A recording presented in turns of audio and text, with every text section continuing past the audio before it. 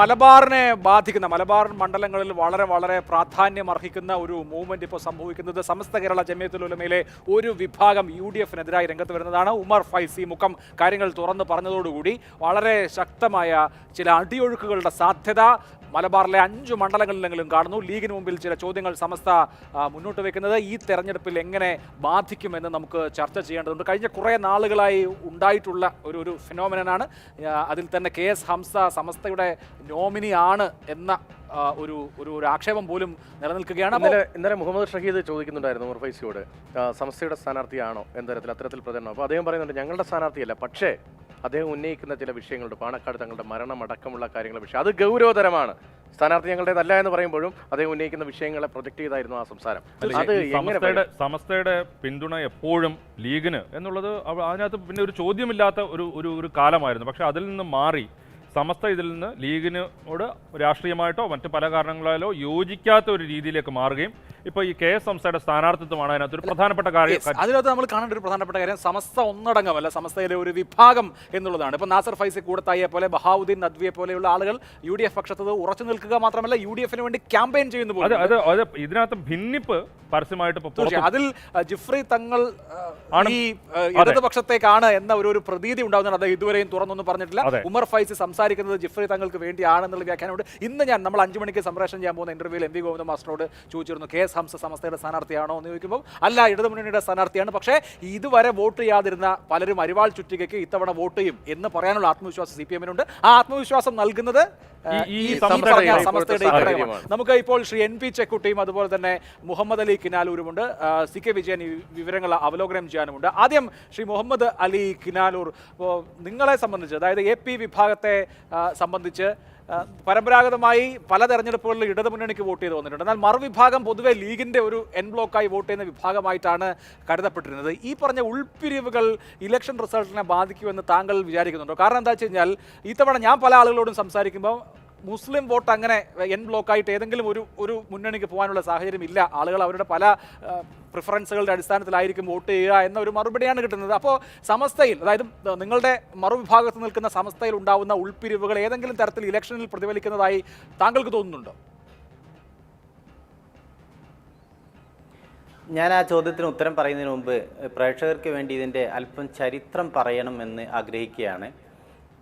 1926 സമസ്ത കേരള ജമിയത്തുൽ ഉലമ കോഴിക്കോട്ട് രൂപീകൃതമാകുന്നത്. അത് ഒരു ഇസ്ലാമിക പണ്ഡിത സഭയായി രൂപീകൃതമാകുന്നു. പിന്നീട് അതിൻ്റെ പ്രവർത്തനങ്ങൾ വിവിധ മേഖലകളിലേക്ക് വികസിപ്പിക്കുന്നു. സ്വാതന്ത്ര്യാനന്തരം മലബാറിൽ മുസ്ലിം ലീഗ് ശക്തമായി വേരാഴ്ത്തുമ്പോൾ തന്നെയും സമസ്ത കേരള ജമിയത്തുൽ ഉലമ സ്വതന്ത്രമായ നിലപാടുമായി മുന്നോട്ട് പോകുന്നു. ഏതെങ്കിലും ഒരു രാഷ്ട്രീയ പാർട്ടിയോട് പ്രത്യേകമായ അടുപ്പം സൂക്ഷിക്കാതെ തന്നെ അതേസമയത്ത് രാഷ്ട്രീയ വിഷയങ്ങളിൽ ഉൾപ്പെടെ നിലപാടുകൾ പറഞ്ഞുകൊണ്ടാണ് സമസ്ത കേരള ജമിയത്തുൽ ഉലമ മുന്നോട്ട് പോകുന്നത്.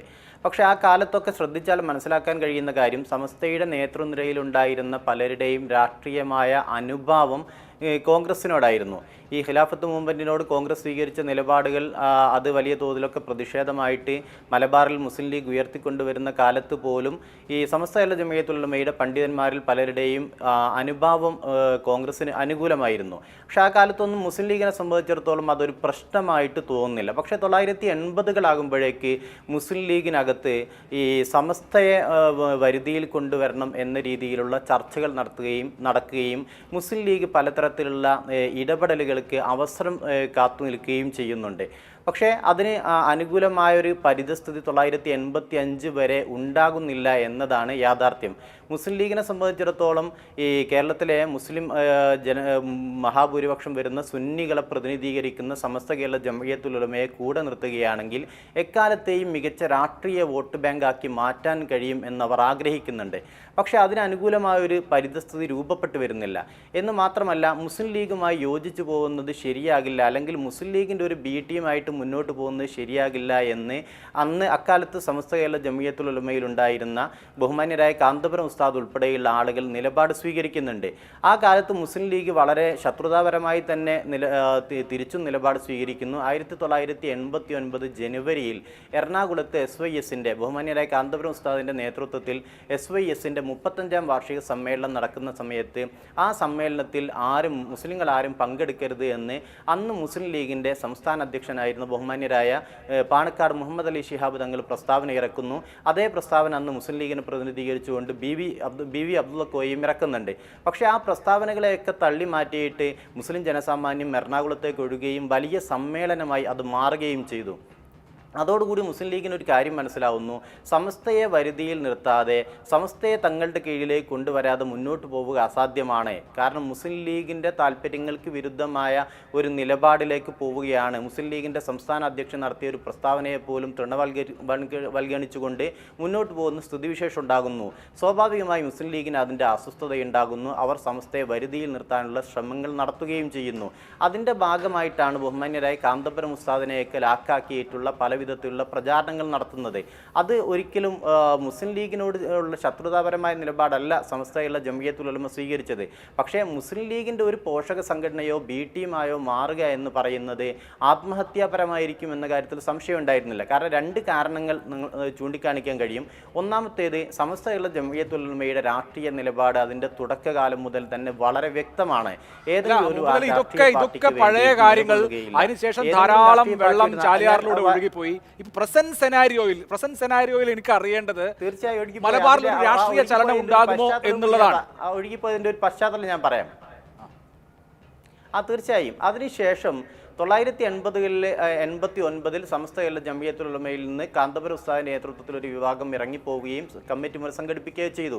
പിന്നീട് മുസ്ലിം ലീഗ് EK വിഭാഗം എന്നറിയപ്പെടുന്ന അന്ന് EK അബൂബക്കർ മുസ്ലിയാർ നേതൃത്വം നൽകിയ സംഘടനയുടെ സംരക്ഷക റോളിലാണ് ഉണ്ടായിരുന്നത്. എന്താണ് ഇവർ തമ്മിലുള്ള ബന്ധം എന്ന് വെളിപ്പെടുത്തേണ്ടിയിട്ടാണ്. ഇതിങ്ങനെ മുറിഞ്ഞു പോകാൻ പറ്റുന്ന ഒരു ബന്ധമാണോ എന്ന് സൂചിപ്പിക്കാൻ വേണ്ടിയാണ് ഞാൻ ചരിത്രം പറഞ്ഞിട്ടുള്ളത്. മുസ്ലിം ലീഗിൻ്റെ സംരക്ഷക റോളിൽ നിന്നു എന്ന് മാത്രമല്ല, ഞങ്ങളുടെ പ്രസ്ഥാനത്ത് കാന്തപുരം ഉസ്താദിൻ്റെ പ്രസ്ഥാനത്തെയും അതിൻ്റെ നേതാക്കളെയും അതിൻ്റെ പ്രവർത്തകരെയൊക്കെ ആക്രമിക്കുകയും ചിലപ്പോൾ കൊലപ്പെടുത്തുകയും ചെയ്യുന്ന സ്ഥിതിവിശേഷം ഉണ്ടായി. അത്തരം സന്ദർഭങ്ങളിലൊക്കെ EK വിഭാഗം മുസ്ലിം ലീഗിൻ്റെ ഒരു സഖ്യകക്ഷി പോലെ തന്നെ നിലയുറപ്പിക്കുകയാണ് ചെയ്തത്. ഇന്നും ആ രീതിക്ക് കാര്യമായ മാറ്റമുണ്ടായി എന്ന് ഞാൻ വിചാരിക്കുന്നില്ല. മുസ്ലിം ലീഗിൻ്റെ തീരുമാനങ്ങൾക്കൊപ്പം നിൽക്കുന്നവരാണ് EK വിഭാഗത്തിലെ മഹാഭൂരിപക്ഷം വരുന്ന ആളുകൾ.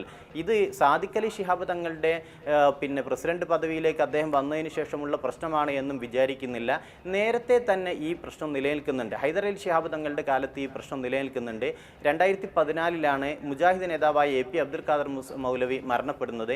ആ മൗലവിയുടെ മരണത്തിന് ശേഷം ഹൈദർ അലി ശിഹാബ് തങ്ങൾ അവിടെ പോവുകയും മയ്യത്ത് നിസ്കരിക്കുകയും എന്ന് മാത്രമല്ല സമുദായത്തിന് തീരാ നഷ്ടമാണ് എന്ന് പ്രസ്താവന നടത്തുകയൊക്കെ ചെയ്യുമ്പോൾ അതിനെതിരെ EK വിഭാഗം പ്രതിഷേധിക്കുന്നുണ്ട്. അതേപോലെ സാദിഖ് അലി ശിഹാബ് തങ്ങൾ വന്നതിന് ശേഷവും പ്രതിഷേധങ്ങൾ EK വിഭാഗത്തിൽ നിന്ന് ഉണ്ടാകുന്നുണ്ട്. പക്ഷേ അടിസ്ഥാനപരമായി മുസ്ലിം ലീഗിൻ്റെ പ്രവർത്തകർ തന്നെയാണ് EK വിഭാഗത്തിൻ്റെ പ്രവർത്തകർ എന്ന് പറഞ്ഞാൽ കേരളത്തിൽ EK വിഭാഗത്തിൻ്റെതായി ഉണ്ട് എന്ന് അവകാശപ്പെടുന്ന പള്ളികളാവട്ടെ മദ്രസകളാവട്ടെ അത് മഹാഭൂരിപക്ഷവും മുസ്ലിം ലീഗുകാർ തന്നെയാണ് നടത്തിക്കൊണ്ടിരിക്കുന്നത്. EK വിഭാഗത്തിൽ നിന്ന് മുസ്ലിം ലീഗുകാരെ മൈനസ് ചെയ്താൽ ഇന്ന് ആകെയുള്ള അവരുടെ അംഗസംഖ്യയിൽ 15%-20% 20% ബാക്കിയാവുകയുള്ളൂ. ബാക്കിയുള്ളത് അത്രയും മുസ്ലിം ലീഗുകാരാണ്. ആ മുസ്ലിം ലീഗുകാരായിരിക്കുന്ന ആളുകൾ ഇപ്പോഴത്തെ സംഭവ വികാസങ്ങളുടെ പേരിൽ ഏതെങ്കിലും തരത്തിൽ മുസ്ലിം ലീഗിനെതിരായി വോട്ട് രേഖപ്പെടുത്തും എന്ന് കരുതാവുന്ന ഒരു സാഹചര്യവും നിലവിലില്ല. മുസ്ലിം ലീഗ് ആഗ്രഹിക്കുന്നത് എവിടെയോ അവിടെ വോട്ട് ചെയ്യും. നോക്കൂ, മുസ്ലിം ലീഗ് വഖഫ് സമ്മേളനം നടത്തി കോഴിക്കോട് കടപ്പുറത്ത്. ആ സമ്മേളനത്തോട് EK വിഭാഗം പുറംതിരിഞ്ഞു നിന്നു. പക്ഷേ മഹല്ലുകളിൽ നിന്ന് മുസ്ലിം ഈ പറയുന്ന EK വിഭാഗത്തിൻ്റെ സ്വാധീനമുള്ള പ്രദേശങ്ങളിൽ നിന്നൊക്കെ വന്നത് ആരാണ്? EK വിഭാഗത്തിൻ്റെ മഹല്ലിൻ്റെ പ്രതിനിധികളാണ് ആ സമ്മേളനത്തിലേക്ക് വന്നിട്ടുള്ളത്. എന്ന് പറഞ്ഞാൽ എത്രയേറെ അകൽച്ചയുണ്ട് എന്ന് പറയുമ്പോഴും വോട്ട് മാറ്റി കുത്താവുന്ന ഒരു സാഹചര്യം EK വിഭാഗവും മുസ്ലിം ലീഗും തമ്മിലില്ല. അത്തരം പ്രശ്നങ്ങൾ അവർക്കിടയിലില്ല എന്നാണ് ഞാൻ മനസ്സിലാക്കുന്നത്. മാത്രമാണോ? പക്ഷേ അവിടെ മുഹമ്മദ് അലി കാണേണ്ട ഒരു കാര്യം ശരിയാണ്. പക്ഷേ SKSSF എനിക്ക് തോന്നുന്നു തെരഞ്ഞെടുപ്പിൽ ആദ്യമായിട്ടായിരിക്കും SKSSFന്റെ സ്ക്വാഡ് ഇറങ്ങുന്നു എന്ന ചില സൂചനകൾ പോലും ലഭ്യമാവുന്നുണ്ട്. ഫോൺ കോൾ വരികയാണ്, ഇതുപോലെ ഇത്തവണ നമുക്ക് വേറൊരു പരീക്ഷണം അല്ലെങ്കിൽ വേറൊരു നില സ്വീകരിക്കണം. ജിഫ്രി മുത്തുക്കോയ തങ്ങളെ അപമാനിച്ചു, ഇതിന് ഒരു പകരം വീട്ടേണ്ടതുണ്ട് എന്നുള്ള നിലയ്ക്കുള്ള വൈകാരികമായ പ്രതികരണം അത് പലയിടങ്ങളിലും ശ്രദ്ധയിൽപ്പെടുന്നുണ്ട്. അത് എത്ര അധികം വോട്ട് എന്നുള്ളതൊക്കെ അവിടെ നിൽക്കട്ടെ. പക്ഷേ ഇതിങ്ങനെ പോയാൽ ശരിയാവില്ല. മുസ്ലിം ലീഗ് ഇങ്ങനെ നമ്മുടെ പണ്ഡിതരെ അവഹേളിക്കുന്ന നില തുടരാൻ പാടില്ല എന്ന ഒരു വികാരം എന്ന് പറയുന്നത് ഈ പറഞ്ഞതുപോലെ ചായക്കോപ്പയിലെ കൊടുങ്കാറ്റ് മാത്രമായിട്ട് അവശേഷിക്കുമോ? നോക്കൂ, കഴിഞ്ഞ നിയമസഭാ തെരഞ്ഞെടുപ്പ് നടക്കുന്ന ദിവസം ഈ സുപ്രഭാതം പത്രത്തിൻ്റെ എഡിറ്ററും സമസ്ത EK വിഭാഗത്തിൻ്റെ മുഷാവറ മെമ്പറുമായ ഡോക്ടർ ബഹാവുദ്ദീൻ നദ്വി ചന്ദ്രികയിൽ ലേഖനം എഴുതിയിട്ടുണ്ട്. CPM-നെതിരെ, കമ്മ്യൂണിസ്റ്റ് പാർട്ടിക്കെതിരെ, കമ്മ്യൂണിസത്തിനെതിരെ ലേഖനം എഴുതിയിട്ടുണ്ട്.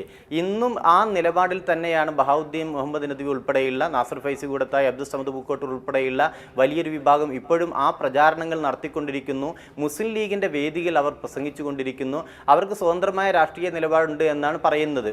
എന്ന് പറഞ്ഞാൽ സംഘടന ഒരു രാഷ്ട്രീയ നിലപാട് സ്വീകരിച്ചിട്ടില്ല, നേരത്തെ ഉണ്ടായിരുന്ന നിലപാടുകൾ മാറിയിട്ടില്ല എന്നാണ് പറയുന്നത്. ഇടവേള അത്യാവശ്യമാണ്. ഞാൻ മുഹമ്മദ് അലിയിലേക്കും അതുപോലെ അതിന് ശേഷം NP ചെക്കുട്ടിയിലേക്കും വരേണ്ടതുണ്ട്. നമുക്കൊരു ഇടവേള എടുത്തതിന് ശേഷം നമ്മൾ വീണ്ടും സമസ്ത വിഷയത്തിലേക്ക് തന്നെ വരികയാണ്. വലിയ ഗെയിം ചേഞ്ചറായി മാറുമോ എന്നാണ് അറിയാനുള്ളത്. കോഴിക്കോട് സമസ്തയിലെ ഒരു വിഭാഗത്തിന്റെ നീക്കം അത് നേരത്തെ വിശദീകരിച്ചതുപോലെ തന്നെ ഒരു ചെറിയ നീക്കമായി അങ്ങനെ അവശേഷിച്ച് പോകുമോ, ചരിത്രത്തിന് തുടർച്ചയായി പോകുമോ എന്നുള്ളതാണ് പ്രധാനപ്പെട്ട. ശ്രീ NP ചെക്കുട്ടി ഇടതുപക്ഷം വളരെ പ്രതീക്ഷയോട് കൂടി കാണുന്നുണ്ടായിരുന്നു ഈ സംസ്ഥയുടെ പ്രതികരണങ്ങൾ, പ്രത്യേകിച്ച് ലീഗിനെതിരായ പ്രധാനപ്പെട്ട നേതാക്കളുടെ ഭാഗത്തുള്ള പ്രതികരണം. പാണക്കാട്ട് നേതൃത്വം തന്നെ ഞങ്ങൾ പങ്കെടുക്കരുത് എന്ന് പറയുന്ന പരിപാടിയിൽ പങ്കെടുക്കുന്നു. ലീഗ് അധ്യക്ഷൻ ഉന്നമിട്ടുള്ള ശക്തമായ വിമർശനം ഈ തെരഞ്ഞെടുപ്പ് കാലത്ത് വരുമ്പോൾ ഏതെങ്കിലും തരത്തിൽ തിരഞ്ഞെടുപ്പിൽ അത് സ്വാധീനിക്കാനുള്ള ശേഷിയുള്ള ഒരു നീക്കമാണ് ഈ വിഭാഗം നടത്തുന്നത് എന്ന് അങ്ങേക്ക് തോന്നുന്നുണ്ടോ? അങ്ങനെ ഒരു വലിയ ഒരു വിപ്ലവകരമായിട്ടുള്ളൊരു മാറ്റമൊന്നും മുസ്ലിം കമ്മ്യൂണിറ്റിയിൽ ഇപ്പോൾ നടക്കുന്നില്ല. CPM അങ്ങനെ പ്രതീക്ഷിക്കുന്നുണ്ടെങ്കിൽ അവർ കാര്യങ്ങളെ വേണ്ട വിധം വിലയിരുത്തുന്നതിൽ പരാജയപ്പെട്ടു എന്നാണ് മനസ്സിലാക്കേണ്ടത്. കാരണം ഇന്ന് സമസ്തയടക്കമുള്ള പ്രധാനപ്പെട്ട എല്ലാ മലബാറിലെ ഇസ്ലാമിക പ്രസ്ഥാനങ്ങളിലും പൊതുവിലുള്ള ഒരു കൺസേൺ എന്ന് പറയുന്നത് മുസ്ലിം സമുദായത്തിൻ്റെ താല്പര്യങ്ങൾ സംരക്ഷിക്കുന്നത് ആർക്കാണ് അവരുടെ താല്പര്യങ്ങളെ സംരക്ഷിക്കാൻ കഴിയുക എന്നുള്ളൊരു ചോദ്യമാണ് ഉന്നയിക്കപ്പെടുന്നത്. അപ്പോൾ ആ ഒരു വിഷയത്തിൽ രാഹുൽ ഗാന്ധിയുടെ വരവിന് ശേഷം, അദ്ദേഹം വയനാട്ടിൽ വീണ്ടും വന്നതിന് ശേഷം നമുക്കിവിടെ കാണാൻ കഴിയുന്നത് വളരെ ശക്തമായിട്ടുള്ള തരത്തിലുള്ള രാഹുൽ ഗാന്ധിക്കും കോൺഗ്രസിനും ലീഗിനും അനുകൂലമായിട്ടുള്ള ഒരു നിലപാടാണ് പൊതുവിൽ കമ്മ്യൂണിറ്റിക്കകത്തുള്ളത്. പിന്നെ ചില ആളുകൾ ഇപ്പം അവർ ഈ ഉമർ ഫൈസിയെ പോലുള്ള ആളുകൾ, അങ്ങനെ വേറെ ചില ആളുകളൊക്കെ തന്നെ ചില ആഭ്യന്തരമായ ചില പ്രശ്നങ്ങൾ പറയുന്നുണ്ട്. ആ പ്രശ്നങ്ങൾ പ്രധാനമായിട്ട് പാണക്കാട് തങ്ങളുമായിട്ടുള്ള ചില തർക്കങ്ങളും അദ്ദേഹത്തിൻ്റെ ഭരണവുമായിട്ട് ബന്ധപ്പെട്ട വിഷയങ്ങളൊക്കെയാണ്. അതൊന്നും തന്നെ പക്ഷേ കമ്മ്യൂണിറ്റിക്കകത്ത് ലീഗിനെതിരായിട്ടുള്ള ഒരു ശക്തമായിട്ടുള്ള ഒരു അടിയിളക്കം, ഒരു പടയൊരുക്കം എന്ന നിലയിലേക്ക് വന്നിട്ടേ ഇല്ല. ഈവൻ പൊന്നാനിയിലാണ് അതിലൊരു വലിയ സാധ്യത പറഞ്ഞിരുന്നത്. പൊന്നാനിയിൽ ഹംസ, അദ്ദേഹം തൃശ്ശൂരിൽ നിന്നുള്ള ആളാണ്. പൊന്നാനിയിലേക്ക് വന്ന സമയത്ത് അദ്ദേഹത്തിന് വലിയ ശക്തമായ പിന്തുണ സമസ്തയിലെ ഈ ഒരു ഭിന്നിത വിഭാഗം അല്ലെങ്കിൽ വിമത വിഭാഗവുമായിട്ട് അദ്ദേഹത്തിന് ഉണ്ട് എന്ന് പറയുന്നു. പക്ഷെ ആ ഒരു തരത്തിലുള്ള ഒരു ഒരു വലിയ വോട്ടായിട്ട് അത് മാറുന്ന തരത്തിലുള്ള പ്രവണതയും ഇതുവരെ അതുണ്ടായിട്ട് കാന്തപുരം ഉണ്ടായിരുന്നു. കാന്തപുരം 87 മുതൽ കാന്തപുരത്തിന് അങ്ങനെ കുറേ സ്വാധീനിക്കാൻ കഴിഞ്ഞിരുന്നു. പക്ഷേ കാന്തപുരത്തിൻ്റെ സ്വാധീനം പോലും യഥാർത്ഥത്തിൽ ലീഗിനെ ഒരു തരത്തിലും ബാധിച്ചിട്ടില്ല. ചില മണ്ഡലങ്ങളിൽ CPM-ന് കുന്നാമംഗലം പോലെ ചില മണ്ഡലങ്ങളിൽ CPM-ന് സീറ്റ് കിട്ടിയിട്ടുണ്ട്, അവരത് വിജയിച്ചിട്ടുണ്ട്. കാന്തപുരത്തിൻ്റെ പ്രധാനപ്പെട്ട ഹെഡ്ക്വാർട്ടേഴ്സ് കുന്നമംഗലമാണ്, അത് കാരന്തൂരാണ്. അപ്പോൾ അങ്ങനെ 1-2 മണ്ഡലങ്ങളിൽ സ്വാധീനിച്ചിരുന്നു അല്ലാതെ വ്യാപകമായിട്ട് മുസ്ലിം ലീഗിന് ഒരു ഭീഷണിയായിട്ട് ഈ പ്രശ്നങ്ങൾ ഒരിക്കലും ഉയർന്നു വന്നിട്ടില്ല. ഇപ്പോഴും അങ്ങനെ ഒരു വിഷയം ഉയർന്നു വന്നതായിട്ട് കാണാൻ കഴിയുന്നില്ല എന്നാണ് എനിക്ക് തോന്നുന്നത്. അല്ല ചെക്കുട്ടി സാറെ, വളരെ ടൈറ്റ് മത്സരം നടക്കുന്നത് ഇപ്പോൾ കോഴിക്കോട് വളരെ ശക്തമായ മത്സരം നടക്കുന്ന ഒരു മണ്ഡലമാണ്. അവിടെ ഒരു 10,000 വോട്ട് മാറിയാൽ പോലും നിർണായകമാകും. ആ നിലയ്ക്ക് സമസ്തയുടെ ഒരു വിഭാഗത്തിൽ നിന്ന് വളരെ ഓർഗനൈസ്ഡ് ആയിട്ടുള്ള മഹല്ലുകൾ കേന്ദ്രീകരിച്ചുള്ള പ്രവർത്തനം ഉണ്ടായാൽ ടൈറ്റ് കോമ്പറ്റീഷൻ നടക്കുന്ന കോഴിക്കോട്ടിനെ അത് ബാധിച്ചുകൂടെ? മലപ്പുറത്തോ പൊന്നാനിയിലോ ഒന്നും കാര്യമായി ഇമ്പാക്ട് ഉണ്ടാക്കിയില്ലെങ്കിലും. അല്ല, അതിന് കോഴിക്കോട്ടെ സ്ഥാനാർത്ഥി വല്ല ഇസ്ലാമിക നേതാവ് വല്ലതുമാണ് കോഴിക്കോട്ട് മത്സരിക്കുന്ന LDF-ൻ്റെ സ്ഥാനാർത്ഥി? കോഴിക്കോട്ട് മത്സരിക്കുന്ന LDF-ൻ്റെ സ്ഥാനാർത്ഥി യഥാർത്ഥത്തിൽ മുസ്ലിങ്ങൾക്കിടയിൽ അദ്ദേഹത്തിൻ്റെ ഒരു ഇമേജ് എന്താണ്? രാവിലെ പുലർച്ചയ്ക്ക് നിസ്കരിക്കാൻ പോകുന്നത് എന്തിനാണ് എന്ന് ചോദിച്ചിട്ടുള്ള ഒരു കഥാപാത്രമാണ് അദ്ദേഹം. അദ്ദേഹത്തിൻ്റെ പൊളിറ്റിക്കലായിട്ടുള്ള നിലപാടുകൾ, അദ്ദേഹം പലപ്പോഴും ഇത്തരം മതപരമായ കാര്യങ്ങൾ പോലെ എടുത്തുള്ള നിലപാടുകൾ മുസ്ലിങ്ങൾക്കിടയിൽ വളരെ എല്ലാവർക്കും അറിയുന്ന വിഷയമാണ്. അപ്പോൾ അതുകൊണ്ട് ഒരു ഇസ്ലാമിക സംരക്ഷണത്തിന് വേണ്ടിയിട്ടില്ല, മുസ്ലിം സമസ്തയുടെ സംരക്ഷണത്തിന് വേണ്ടിയിട്ട് ഇപ്പോൾ എന്താ ഒരു പശുവിനെ പോറ്റാൻ നരിയമ്മാമനെ ഏൽപ്പിക്കാൻ മാത്രമുള്ള ബുദ്ധിശൂന്യത കേരളത്തിലെ മുസ്ലിങ്ങൾക്കുണ്ട് എന്ന് ഞാൻ യഥാർത്ഥത്തിൽ കരുതുന്നില്ല. നേരെ മറിച്ച് കാന്തപുരത്തിൻ്റെ വല്ല സ്ഥാനാർത്ഥിയാണ് ഇവിടെ ഉള്ളതിൽ കോഴിക്കോട്ടുള്ളതെങ്കിൽ ഒരു പക്ഷേ അങ്ങനെ ഒരു വോട്ട് കിട്ടിയേനെ. അങ്ങനെയുള്ള ഒരു മതപരമായ പശ്ചാത്തലമുള്ള ഒരാളൊന്നുമല്ല കോഴിക്കോട്ടിലെ ഇടതുപക്ഷ സ്ഥാനാർത്ഥി എന്നുള്ളത് നമ്മൾ മനസ്സിലാക്കണം. അതുകൊണ്ടൊക്കെ തന്നെ ഇടതുപക്ഷത്തിനെ സംബന്ധിച്ചിടത്തോളം കോഴിക്കോട്ട് നിലനിൽക്കുന്ന സാഹചര്യത്തിൽ ഇത്തരത്തിലുള്ള ഒരു വലിയ അടിയൊഴുക്ക് പ്രതീക്ഷിക്കുന്ന അർത്ഥമില്ല. അങ്ങനെ ഉണ്ടെന്ന് അടിയൊഴുക്ക് ഉണ്ടാവില്ല. അതിലൊക്കെ മുഹമ്മദ് അലിയുടെ ഒരു ഒറ്റ ഉത്തരത്തോടു കൂടി അവസാനിപ്പിക്കാം. മുഹമ്മദ് അലി, കഴിഞ്ഞ തവണ UDF അനുകൂലമായി ഒരു ന്യൂനപക്ഷ വോട്ട് ഏകീകരണം ഉണ്ടായിരുന്നു. സാധാരണ നിലയിൽ നിങ്ങളുടെ അണികളിൽ പലരും പിന്നെ LDF-നൊക്കെ വോട്ട് ചെയ്യാറുണ്ട്. പക്ഷേ കഴിഞ്ഞ തവണ ഒരു സമ്പൂർണ്ണമായി തന്നെ ഒരു ഇടത് വിരുദ്ധ വോട്ട് ഏകീകരണം ഉണ്ടായിരുന്നു. അത് തന്നെ വീണ്ടും നടക്കാൻ പോവുകയാണോ? ഇപ്പോൾ നിങ്ങളുടെ മർക്കസുമായി ബന്ധപ്പെട്ട ഒരു സ്കൂളിലെ അധ്യാപകനാണ് വസീഫൊക്കെ. പക്ഷേ അതുകൊണ്ടൊന്നും കാര്യമില്ല. ഇത്തവണ അങ്ങനെ AP, EK അല്ലെങ്കിൽ സുന്നി, മുജാഹിദ്, അതുപോലെ തന്നെ ജമാഅത്ത് വേർതിരിവില്ലാതെ മുസ്ലിങ്ങൾ ഇത്തവണ സമ്പൂർണ്ണമായി UDF-നെ വോട്ട് ചെയ്യാൻ പോവാണോ? ഞാൻ NP ചെക്കുട്ടി പറഞ്ഞൊരു പരാമർശത്തോട് ഒന്ന് കൂട്ടിച്ചേർത്തുകൊണ്ട് പോകാം. അദ്ദേഹം ഈ ഞങ്ങളുടെ പ്രസ്ഥാനത്തിൻ്റെ ഒരു സ്വാധീനമൊക്കെ ബന്ധപ്പെട്ട് കുന്നമംഗലം പോലെ 1-2 മണ്ഡലങ്ങളിൽ നിന്ന് പറഞ്ഞു. TK ഹംസ മഞ്ചേരിയിൽ വിജയിച്ച ചരിത്രം അദ്ദേഹത്തിൻ്റെ ഓർമ്മയിൽ നിന്ന് വിട്ടുപോയതാകുമെന്ന് ഞാൻ വിചാരിക്കുന്നു. അത്തരം ധാരാളം അനുഭവങ്ങൾ പറയാനുണ്ട്, നീട്ടി പറയുന്നില്ല. അതേസമയത്ത് കഴിഞ്ഞ തവണ LDF വിരുദ്ധമായൊരു വികാരം എന്നതിനേക്കാളേറെ സംഭവിച്ചത് UDF-ന് അനുകൂലമായ അല്ലെങ്കിൽ രാഹുൽ ഗാന്ധി പ്രധാനമന്ത്രിയാകുമെന്ന തോന്നൽ ഉണ്ടായിട്ടുണ്ട്. അതിനനുസരിച്ചിട്ട് വോട്ട് ഏകീകരണം കോൺഗ്രസിന് അനുകൂലമായി മാറിയിട്ടുണ്ട്. ഞാനിതൊരു സംഘടനയുടെ ഒരു നിലപാട് പറയുക എന്നതിലുപരിയായിട്ട് കേരളത്തിൽ ഇപ്പോൾ അങ്ങനെ ഒരു സാഹചര്യം നിലവിലുണ്ട് എന്ന് വിചാരിക്കുന്നില്ല. രാഹുൽ ഗാന്ധിക്ക് അനുകൂലമായ ഒരു വലിയ വോട്ട് ഏകീകരണം സംഭവിക്കുന്നുണ്ട് എന്ന് ഞാൻ വിചാരിക്കുന്നില്ല. മറിച്ച് കഴിഞ്ഞ തെരഞ്ഞെടുപ്പ് കാലങ്ങളിലൊക്കെ വിജയിച്ചു പോയവർ പാർലമെൻറ്റിലൊക്കെ എന്ത് നിലപാട് സ്വീകരിച്ചു എന്നതിനെ കൂടി ആശ്രയിച്ചിട്ടായിരിക്കും ജനങ്ങൾ വോട്ട് ചെയ്യുക എന്നാണ് മനസ്സിലാക്കുന്നത്. അതിനപ്പുറത്തേക്ക് ഏതെങ്കിലും ഒരു വ്യക്തിപ്രഭാവത്തെ മുന്നിൽ വെച്ചുകൊണ്ട് വോട്ട് കൊടുക്കുക എന്ന് പറയുന്ന ഒരു തീരുമാനത്തിലേക്ക് സമുദായം എത്തിച്ചേർന്നിട്ടുണ്ട് എന്ന് ഞാൻ ഏതായാലും വിശ്വസിക്കുന്നില്ല. ഇനി ഒരു കാര്യം കൂടി, ഒറ്റ കാര്യം കൂടി പറയാം. ഈ പൊന്നാനി ലോക്സഭാ മണ്ഡലത്തിൽ EK വിഭാഗത്തിൻ്റെ ഒറ്റ വോട്ടും നേടി KS ഹംസ വിജയിക്കില്ല. ഞാനത് പറയുന്നത് KS ഹംസ അവിടെ വിജയിക്കില്ല എന്ന അർത്ഥത്തിലോ അല്ലെങ്കിൽ മറ്റൊരാൾ ജയിക്കും എന്ന അർത്ഥത്തിലോ ഒന്നുമല്ല. എങ്കിൽ പോലും KS ഹംസ ജയിച്ചാലും ശരി, ജയിച്ചില്ലെങ്കിലും ശരി, അവിടെ EK വിഭാഗത്തിൻ്റെ ഒറ്റ വോട്ട് പോലും ലീഗിന് എതിരായിട്ട് പോൾ ചെയ്യപ്പെടില്ല എന്ന് അവിടുത്തെ രാഷ്ട്രീയവും അവിടുത്തെ ഗ്രാസ് റൂട്ട് ലെവൽ കാര്യങ്ങളും അറിയുന്ന ആളുകൾക്ക് എളുപ്പം മനസ്സിലാകും എന്നുകൂടി കൂട്ടിച്ചേർക്കുകയാണ്. സങ്കീർണമാണ് എന്തായാലും മലബാറിലെ രാഷ്ട്രീയം. അല്ല, ഇപ്പോൾ അഭിലാഷ്, പക്ഷേ ഇതിനകത്ത് ഉള്ള ഒരു കാര്യം, ഇപ്പോൾ കഴിഞ്ഞ നിയമസഭാ തെരഞ്ഞെടുപ്പ് നോക്കുമ്പോൾ അതിനകത്ത് EK, AP എന്നുള്ള ആ വേർതിരിവൊക്കെ മാറ്റി വെച്ച് നോക്കിക്കഴിഞ്ഞാൽ മുസ്ലിം ജനസാമാന്യം വലിയ ഒരു രീതിയിൽ ഇടതുപക്ഷത്തിന് അനുകൂലമായിട്ട് വോട്ട് ചെയ്തിട്ടുണ്ടെന്നുള്ളത് ഒരു യാഥാർത്ഥ്യമാണ്. എന്നാൽ ഇതേ ആളുകൾ തന്നെ കഴിഞ്ഞ ലോക്സഭാ തെരഞ്ഞെടുപ്പിൽ UDF-ന് അനുകൂലമായി. അപ്പോൾ ഏതെങ്കിലും ഒരു സംഘടന അല്ലെങ്കിൽ ആ സംഘടനയുടെ നേതൃത്വം പറയുന്നതിനനുസരിച്ച് എല്ലാവരും വോട്ട് ചെയ്തോളും, സ്വിച്ച് ഇട്ട് കഴിഞ്ഞാൽ എല്ലാ ലൈറ്റും കത്തുന്നത് പോലെ അങ്ങനെയൊന്നും സംഭവിക്കില്ല. അപ്പോൾ ഇതിൽ ഒരു തർക്കം നടക്കുന്നുണ്ട്. അത് ഇപ്പോൾ ഉള്ളൊരു യാഥാർത്ഥ്യമാണ്. സമസ്തയ്ക്കുള്ളിൽ ഒരു ഈ കാര്യത്തിലൊരു അഭിപ്രായ ഭിന്നതയുണ്ട്. അപ്പോൾ സമസ്തയിൽ ചില നേതാക്കൾ മുഖ്യമന്ത്രിയുമായിട്ടും CPM-ഉമായിട്ടൊക്കെ നിരന്തരം കമ്മ്യൂണിക്കേഷൻ നടക്കുകയും അടുപ്പമുണ്ടാക്കുകയും ഒക്കെ ചെയ്യുന്നുണ്ട്. അവർക്ക് അങ്ങനെ തുടരുന്നതിൽ അവർക്ക് ഒരു പ്രശ്നവുമില്ല. ഇതിൻ്റെ ഭാഗമായിട്ടൊക്കെ ചില നിലപാടുകൾ സ്വീകരിക്കുന്നതിൻ്റെ ഭാഗമായിട്ടുമൊക്കെ സമസ്തയ്ക്കകത്ത് വ്യത്യസ്തമായ അഭിപ്രായമുണ്ട്. ഈ അഭിപ്രായം മറന്നീക്കി പുറത്തു വന്നിരിക്കുന്നത്. അത് വോട്ടാകുമോ ഇല്ല എന്നുള്ളത് വേറെ. മുഖ്യമന്ത്രിയുടെ ഫോൺ വന്നാൽ സ്വഭാവം മാറുന്ന ആൾ എന്നായിരുന്നു ലീഗിന്റെ സംസ്ഥാന ജനറൽ സെക്രട്ടറി PMA സലാം ജിഫ്രി മുത്തുക്കോയ തങ്ങളെ കുറിച്ച് പറഞ്ഞത്. അത് മുത്തുക്കോയ തങ്ങളെ കുറിച്ച് അല്ല എന്ന് സലാം നമ്മുടെ ഇന്റർവ്യൂവിൽ ചോദ്യോത്തരത്തിൽ പറഞ്ഞെങ്കിലും ആ വികാരം അവിടെ കിടക്കുന്നുണ്ട്.